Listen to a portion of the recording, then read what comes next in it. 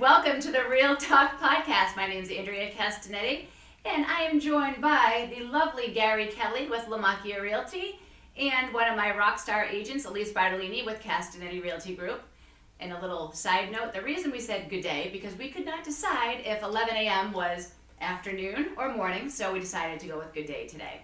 Today is all about real estate agents, the good, the bad, the ugly, who, what, when, where, and why.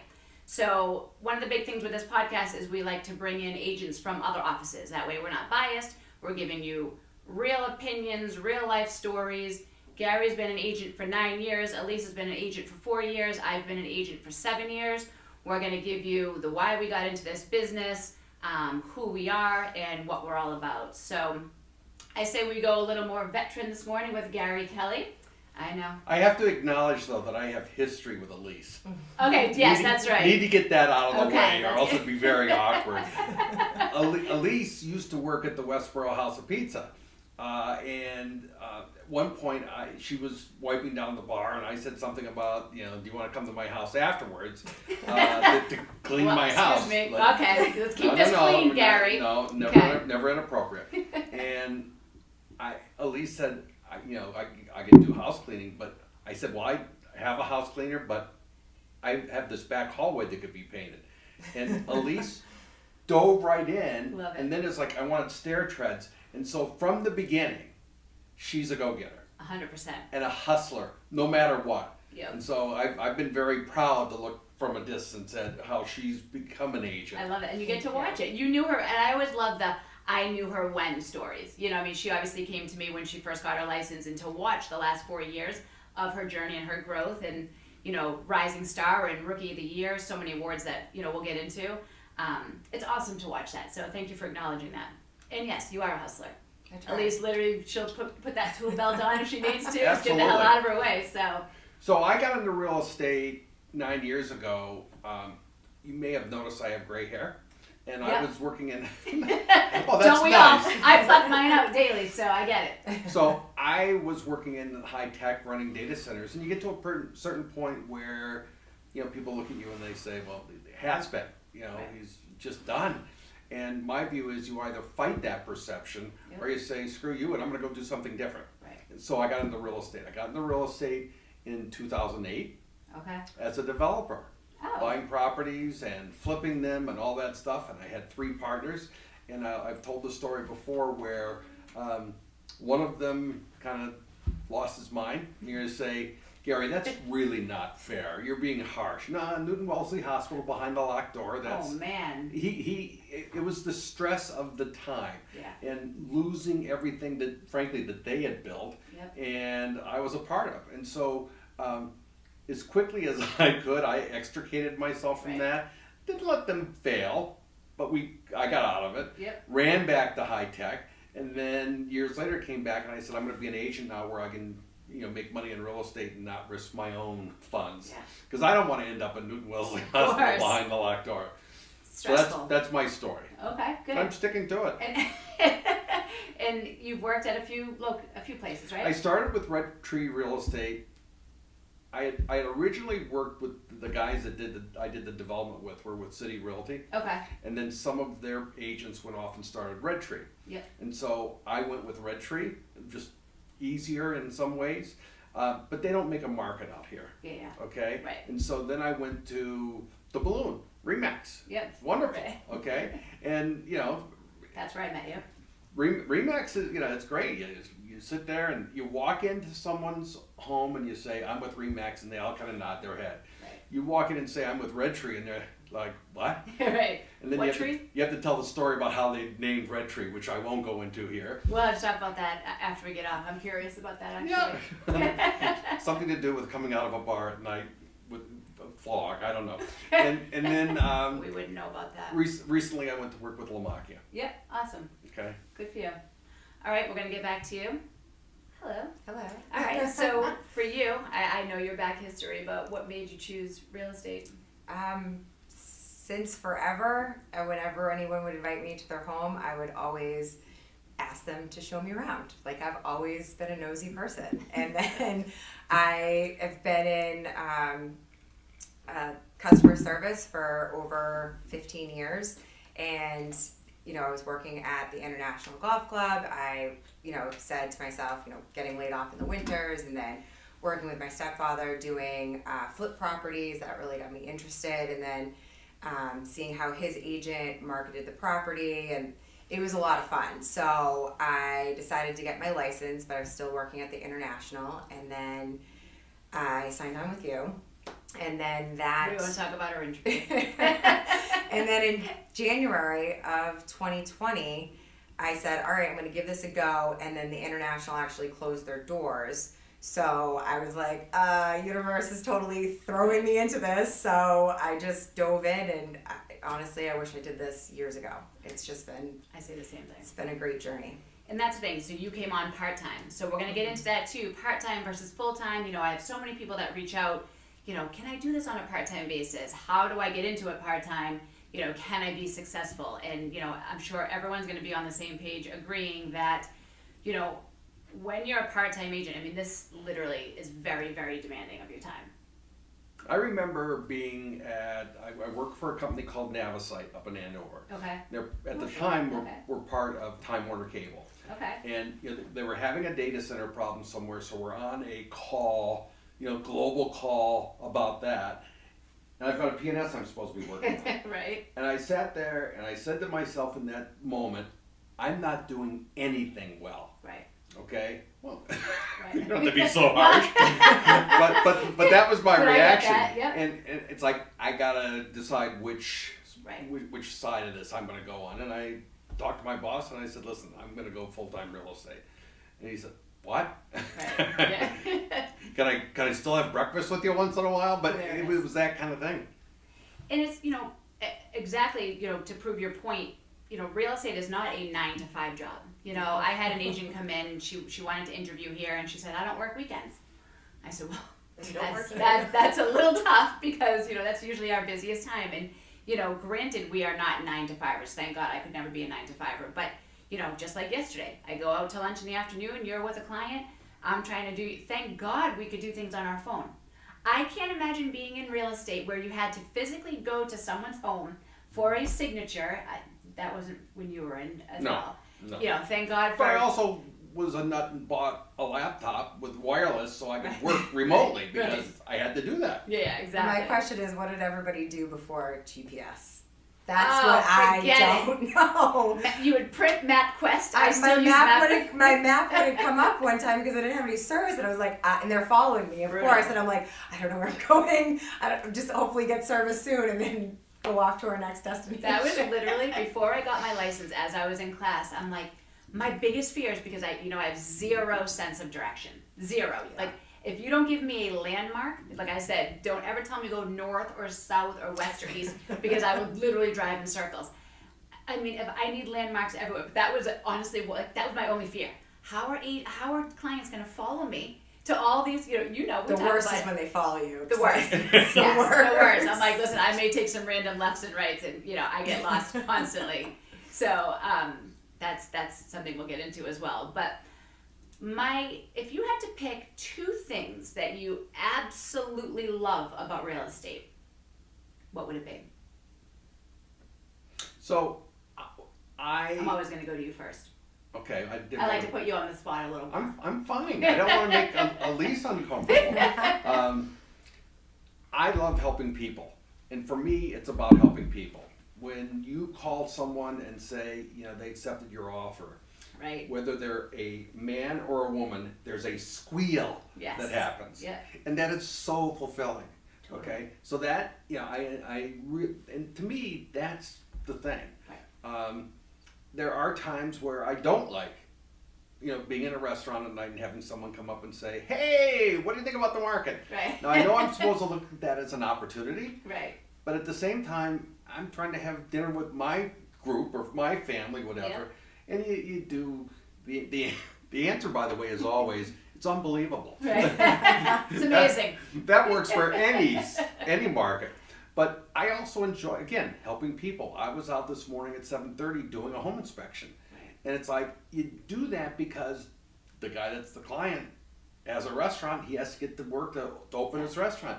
And so to me, it's all it all comes back to helping people. Yep. So it all comes back for me to helping people. I agree, 100%. I definitely say the connections that you meet, the all walks of life is a lot of fun. You get to learn their stories, sit down with them, find out exactly who they are, and then just going on this whole journey with them is, there's nothing better than calling and saying, hey, like your offer got accepted. The worst is calling and saying, hey, which I did twice this weekend, saying, hey, your offer did not get accepted.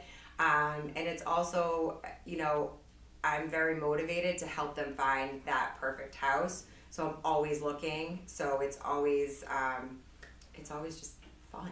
And to spin off of that, we always say when an offer doesn't get accepted, as cliche as it is, it wasn't meant to be. However, when they finally find that place and they're absolutely in love with it and you say, I told you so, it's hard in the moment, especially like if it's a first-time home buyer, Right. and you've gone through the process and you've put offers in and, but then they finally find that home and they're just so, and you remember when you bought your first house, like you're just so psyched and it's so, like scared wow, to death. Of course, right? Good point. Even after my couple houses, you're still scared. There's so much, when you own a house that goes into it. But, like we always say, this is the largest purchase most people are going to make in their entire life. Yep. So if you're not in this business for the right reasons, and to really guide and educate and, again, networking is one of the biggest things in this business.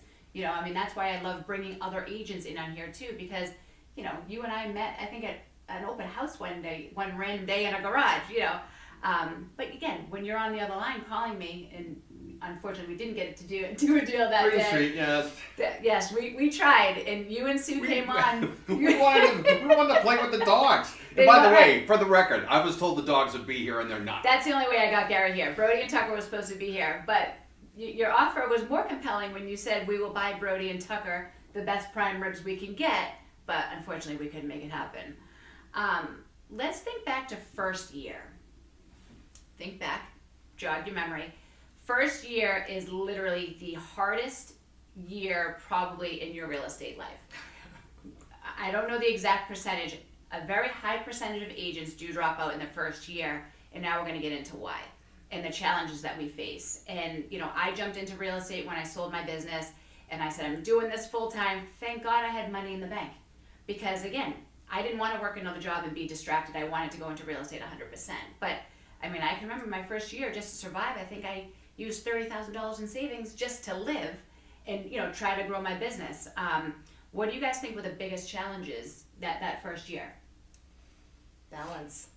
Yeah, we're going to get into balance too. Balance was the hardest for me because Yeah. somebody called and I jumped. Right. I was like, okay, cool, it's 9:30 at night, absolutely, like let's go. Like it was just, when you're a first year agent, you're not having that referral base. Right. You don't have anybody really calling you. So any type of lead that comes in is an opportunity. So you just want to seize it and you want to take it. I did a ton of rentals my first year. I was very fortunate to have some people in the office pass me over some rentals, and that really jump-started just talking to people and getting in front of people. And then, it was definitely the balance was the hardest, because you'd go out, you'd have all your showings, and then you'd come home and dinner's supposed to be ready, but you got to put together an offer, and you don't really know how to put together an offer. Right. So you're on the phone leaning on your team a little bit, and it's just very nerve-wracking, and you just want to make sure that, you're crossing your T's and dotting your I's, because this is a huge purchase for your clients, and you want to just make sure it's perfect. There's a lot of liability, that's Yes. for sure. Right. Tell them how you used to keep, a ready-to-go bag on the back of your door for showings. Oh yes, my whole showing bag. I have a whole filing cabinet in the trunk of my car. I still have it in there with every single disclosure that's needed. I think I printed off the whole entire website for Amazing. Mar. Like it's in my car. Hence why you were named Rookie of the Year. It's, you're either going to go all in 100%, and, it was a little easier for us not having kids, that we could literally devote morning, noon, and night to this business, let alone if you're married or you have a partner and then you have kids and all these other things. And, as we all know, because we all have partners, Shout out to Rick Smith. Right. Thanks so much. Thank you. You know, your partner, you know, she's an agent as well, so she gets a little bit more. The average person like ours, you know, we have to be very clear. Listen, New Year's Eve, we're negotiating an offer at 9 o'clock at night. You know, it's not a good night. Yeah, that was a bad night. So, you know, partners as is too have to be understanding. You know, we're on our phone constantly. You know, we're on the computer constantly. You're on the go. So, you know, as you start to build your referral business, obviously, you know, it gets a lot better. I think it's very hard getting started in real estate. Yes. If someone comes to me and says, you know, what do you think? I'd like to get into real estate. I'm like, do you have a war chest money? Because it's not going to start. Right. And the other thing is, you know, the advertising that we all do, that costs money. Right. You know, Right. some companies do that, but they don't do it for free. Right. And other companies, you know, you got to pay for this stuff. So, you know, I think it's really important that people understand that it's going to be not a year, it's going to be years Right. before you start to have a positive cash flow from this. And it does take a lot of time, and then you get into the balance topic. Because there are times where I don't want to have my phone ringing. Right. Okay? And yes, my partner is also an agent. Well, if I don't want my phone ringing, I probably don't want her phone ringing. So That's a double whammy, right? well, but you figure it out. That's one of the things about, you know, when I was with the balloon, getting someone to cover an open house was like a big deal. You had to go big, okay? Where I am now, you send an email and someone will cover it. So that works out really, really Right. well. Now you pay for it. It's not free, Yeah. Right. okay? But you make that decision, you know, do I want to do an open house this weekend or do I want to pay someone else to do the open house? But you have to keep balance or else not only do you get consumed by it, but it just becomes your entire life. And that's not necessarily a good thing. Yeah, that balance is, you know, by far one of the biggest challenges. That's one thing I do love about our team. You know, we have 20 agents here, and literally if you need anything, I mean, people are ready to jump, to cover open houses, to help with marketing, advertising, running around doing showings. And that's one of the biggest things why you need to also work with like-minded people. Mm-hmm. You know, I've worked at a few places as well, and, you know, like you said, trying to get someone to help with anything, like, I mean, I would have given my firstborn and people still wouldn't have helped. So, you know, finding the right brokerage is what we're going to get into next. I always say it's like a relationship. You know, sometimes you have to go through a few to see what you like, what you don't like, what you want, what you don't want. You know, one of the reasons I opened my own place is because I worked at a few places. I learned a lot from both. I learned what I would want to do differently, and I just said, you know what, screw it, we're going to open up and we're going to make it work and, you know, go from there. And then, you know, we don't recruit people, they just kind of came along to see, you know, what we have to offer and how we work. And, you know, we're really like a family here. It's, you know, people put something out there, hey, I need a little help, I need whatever, or, you know, you're in the office constantly helping people learn the basics. And it's important because when I first started, I had no clue. Zero. I didn't Well, even that's the know how thing. When you get your license from, you know, the board, Yep. you're all excited. Right, I'm right. now licensed. Now what? Now what? And when Right. someone says, you touched on it, when someone says, I want to write an offer, great! I'm sending text where- messages let me being look like, at I my don't notes. understand. Right. Refer back to page 8. How to write an offer. What the hell does this even mean? Right. And again, your responsibility is to your client. If you cannot help your client to the best of your ability, then you bet your ass you need someone there to hold your hand every step of the way so it's done right. And, you know, my big thing with any new agent that comes here is building a solid foundation. If you don't have a solid foundation in this business, you know, and you're trying to piecemeal things together and figure things out, you know, where are you going to go in this? But I think it's also very important to note that when you are a new agent and you aren't as busy, taking any opportunity that comes your way Yep. is super valuable 100%. and is only going to help you in the long run. Like, now, do I love doing home inspections? Yeah, because, you know, you learn more about their house, but it is a long time. Right. So sometimes you have other things that are going on, but absolutely, like, cover somebody else's home inspection. I did like 100 home inspections my first year. I'm everybody's smoke certificate person. Yes, thank God. I don't do smokes, people. I don't even know how to do Shout that. out to all the fire departments because I bring extras and I have a whole bunch in my trunk of my car. Your tools and everything, right? But then even when somebody throws out there like, hey, I need a open house covered, like, I would always say, can I keep the leads that are unrepresented? And like, it was just a way of getting yourself out of your comfort zone and, you know, hopefully making new connections. And then also taking the time to go and take every single class through the board. Right. Or online. Like, I took MLS webinars, I did Remind webinars, I think I did like 42 credit hours my first year. Amazing. Because you're not that busy. So. And that's the thing, you have time, so why not shadow? You know, like the most successful agents have shadowed me from every showing, open house, listing appointment, meeting new buyers, all of that, because again, you're going to take something away on how I might say something, you might say something, she might say something. You know, we don't shadow Gary, but well, you could. We could. I'd love to come on a listing appointment with you just to see how you do it, because everyone does it differently. I've been with you, I've been with Siobhan, I've been with Gary, I've been with a bunch of people in our office, and then you take little pieces from what everyone did, and you're like, oh, that makes sense, or that worked well. I'll tell you how I do a listing appointment. Mm-hmm. Very simple. I have a stack of material. I don't go through it from the beginning. I've done that, and it doesn't work. Yeah. Right. So I go in with my stack of material, and I say, what are you trying to achieve? Why are we here? What are we here to talk about? And let them talk. Yep. Okay? And then as they talk, they might say something about, you know, staging. Well, we do staging, and here's how we do it, and here's what works and what doesn't work. That becomes more of a conversation than I'm on page 15, I gotta move along, I'm running behind.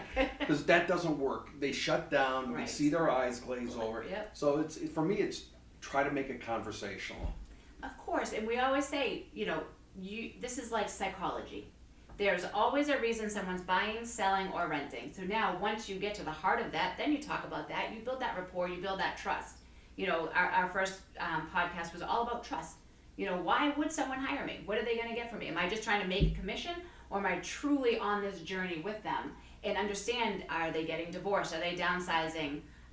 You know, there's a million reasons why someone's going to purchase or sell or rent. And you got to get to the heart of that. Mm-hmm. So, you know, that's... If you do the right thing for the client, the money will follow. 100%, and that's where referrals follow. You know, I always say to each client I meet with, I'm not here to make a huge commission off you. I'm here to build a relationship with you. And then every time you know someone that wants to buy, sell, or rent, you're going to say, oh, you know, I forgot, you know, call Andrea. And that's, I mean, literally that's the name of the game. And that's one thing that no amount of training is going to teach you that. You know, you have to learn it by sitting with somebody at a kitchen table and talking to these people and finding out why. And it's also spend a lot of time, to your credit, on your kindness coalition and all the goody stuff. Yep. And we need to find a place for this person to live, and they've got a dog. I know. You're laughing, but it's true. Yeah. And you have a following. Right. And I see when someone, it happened today, someone puts up on some site somewhere in Millbury looking for an agent. You have just 1,000 people come out and say, Andrea. It's like, okay. Have you ever sold in Millbury? I actually lived I bought my first house in Millbury, and I used to own a business in Millbury, but I have friends that still live in Millbury, so. But it speaks to who you are. Yeah, it's, knock on wood, you know, I'm very lucky to have an amazing network, and that has come with, obviously, my charitable endeavors. I did charity well before getting into real estate, and when I opened my office, I said, I don't want to just be another real estate agent. You know, I don't want to just be one, hey, I got my license, you know, now what? So, you know, our big thing here is we combined our nonprofit and our brokerage. You know, like our tagline says, giving back one sale at a time. So we give back a portion of our commission to a local charity in our client's name. And, you know, we really do a lot of community events. And, you know, that's how you build trust with your community. I think that's, you know, finding your niche in this business, to me, is one of the most beneficial things. You know, so I, you know, thank God for the Kindness Coalition. It's been, you know, we've helped, you know, thousands and thousands of people. And, you know, our events are open to everybody. And that's another thing, you know, we try to bring the community together because we know, especially since COVID, how divided the community has been. And now that we can actually get back to in-person everything, for the most part, you know, it's really been, you know, nice to get back to that, because COVID was definitely a long few years. So it was funny, though. One of my agents said, what's a typical day for you? I'd love to follow you. Oh, God. So I said, okay, well, you might want to take some meds before you start following my day. Buckle up. But what is a typical day? What time do you get up? What's your typical routine? I get up at 5:45. Okay. And I have breakfast with a group of people at Chet's Diner in Northborough every day at 7 a.m. Every day? Every okay. day. Well, they're not open on Saturdays and Sundays. Okay, But during then you go somewhere else? But I connect with those people, and then they know me as a real estate agent and problem solving. And we're a group of people. So what are you doing today? Well, I'm doing a home inspection, or I'm going to do a thing with Andrea Castinetti. So they get a sense that you're involved and active in it. And then it's, I try to make my day so that any thinking work that I have to do, I do in the morning. Yep. I'm just better in the morning. I'm fresher. And then in the afternoon, I can do meetings, I can do showings, I can do whatever.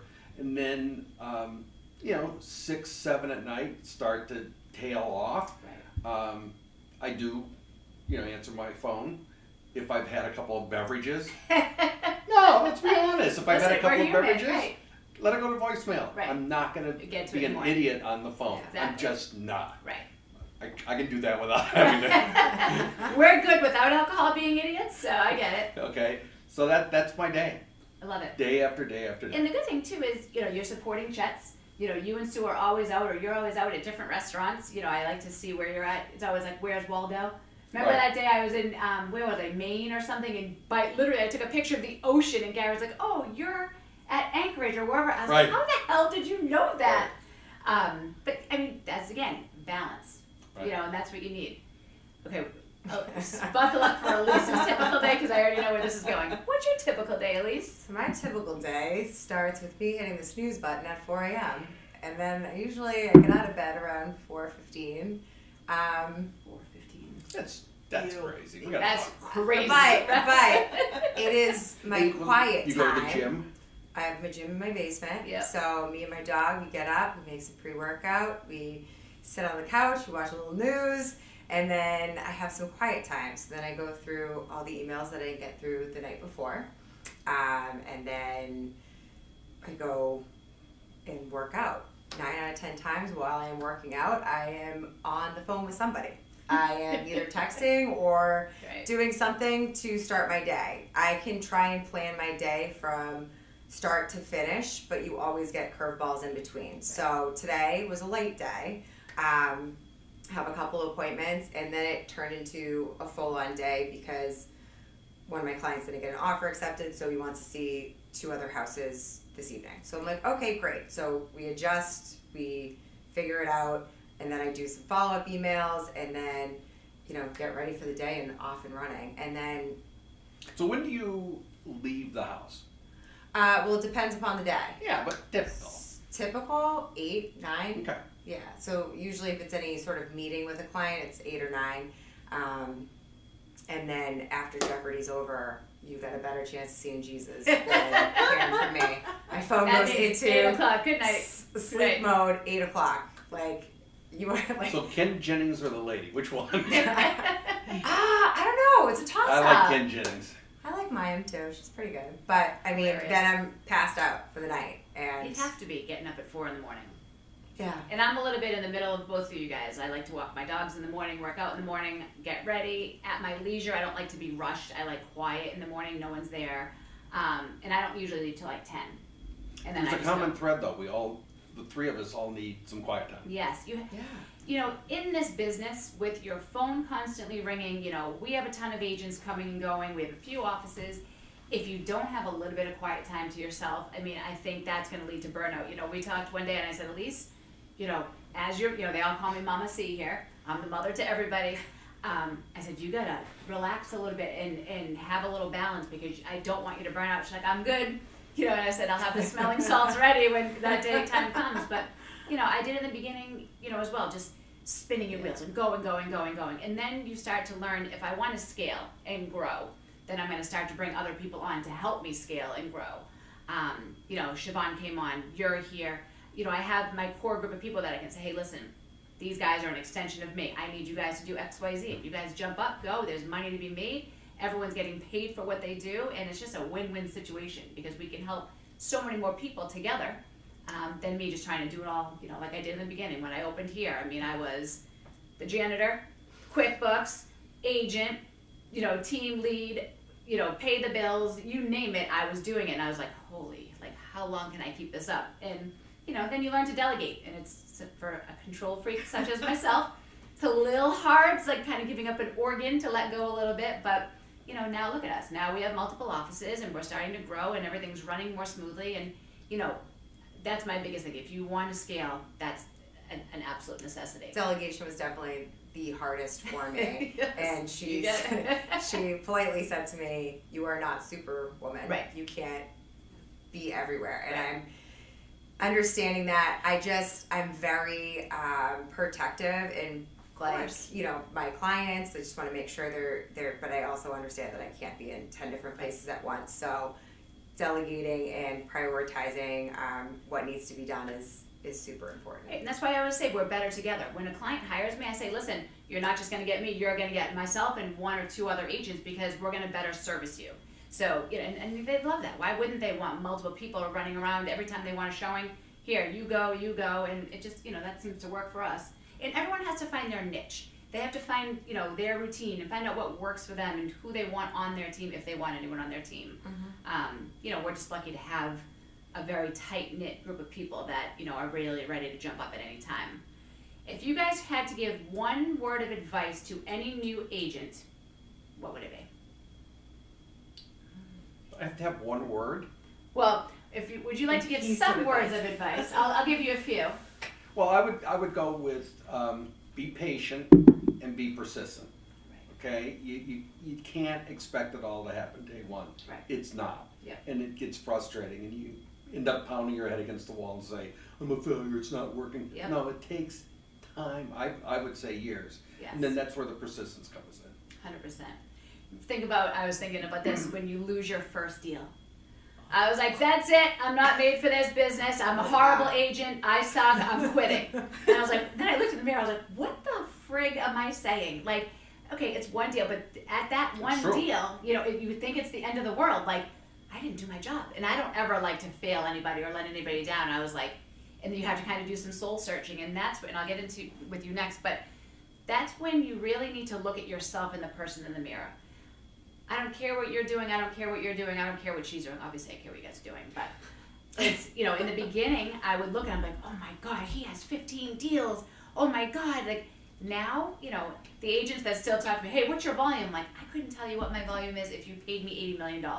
Do I have any idea how many houses I sold so far? No, I have no idea. It's my competition per se is the person in the mirror. So that's for me. When you're a new agent, do not look around because everybody's got a different journey. Some are full-time, some are part-time, some already have a humongous network, some came from never having a job with no network. So that literally, to me, is like the most important part. Compete with yourself. You should try to do something every single day to make yourself a better person, better agent, and you're going to better suit the needs of everyone that you come into play with.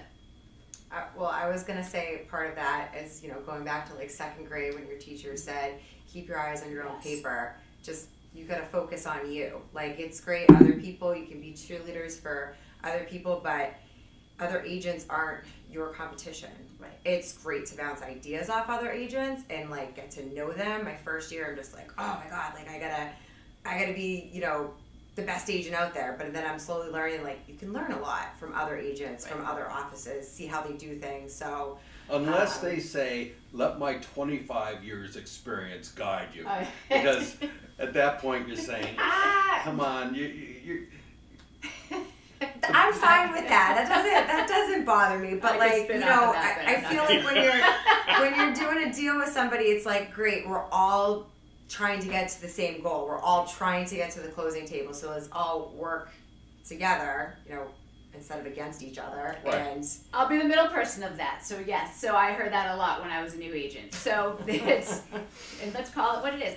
Again, we're all on the same journey. Yes, no one is better than anyone else. Exactly. Just because you sell $50 million a year, or you sell $2 million a year, or you sell $8 million a year, who gives a shit? we put all of our pants on the same exact way. Right. One And way our or job another. is to service our clients, and that should be the number one focus. And in the beginning, when I heard, I've been in this business for 30 years, okay, that's great. I'm like, cool, I've been in for 30 seconds, so teach me your ways. Right. So, yeah, I mean, at the end of the day, you know, your journey is your journey. And just because you work for one place, like, great. Like, we're all human beings. Like, that's why I want other agents from other companies to come in here. It's you know, I feel like that what you can learn is invaluable. So, any closing statements that you would like to make? Anything you would like to talk to our people about the brokerage? I know you have some papers. Anything you want to go Well, no, through? I think every brokerage has a different feel. Yep. Lamacchia, where I am now, does a lot with stats and numbers and analysis, and he's very good at taking that and weaving that into a story. That's Anthony's core competency, as well as being bright and all that stuff. You know, I came from Remax, where you paid them a lot of money to be an agent there, okay, and they gave you absolutely nothing in return. Yeah. Now, they gave you nice offices, Yep. okay, and if I was in trouble, you could call and talk to the broker. But generally speaking, like I said, you try to get someone to help you, forget about it. Right. Just forget about it. I need an open house done this weekend. Well, good luck. Yeah. You know, Red Tree wasn't like that. Red Tree, the guy sat down with us, nice guy. Love Artie. He went through, here's the major parts of an offer. I used to carry it with me everywhere. And he says, don't get us sued. Just don't get us sued. Gosh. I may have said that a few times. No, but It's true. But that's reality. But I also knew he was there if I needed him. So I think that as people go out and they think about brokerages and stuff, I think you said earlier, it's a relationship.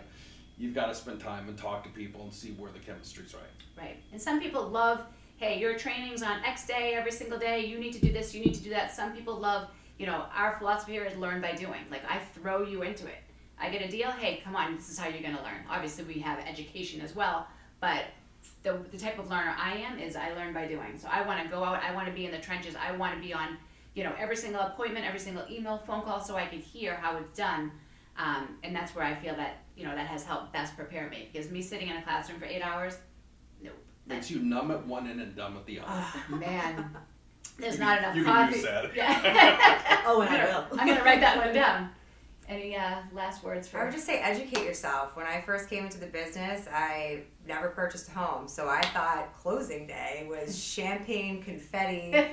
And then when I found out it's in an attorney's office signing 100 pages, I was very disappointed. But, you know, we learned from that. But if you have the time, you are never the smartest. So always go back to education. You can always learn new things. You can always find a new creative way of doing things. And then also to give back. So obviously everyone's been at their kitchen table.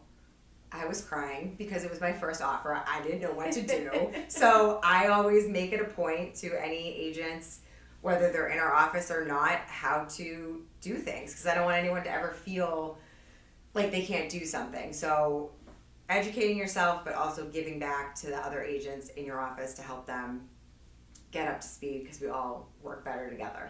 The other thing is, I think we're all, you know, can be lulled into, oh, we're competitors. You're a competitor. You're a competitor. Yeah. What am I doing here? Oh my God! It's horrible. Cats and my.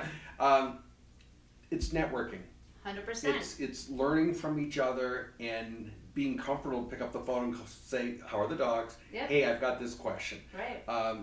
No matter where you are, I'm selling my own condo. Okay. And so you don't think I've called some people and said, what do you think the value is? Right.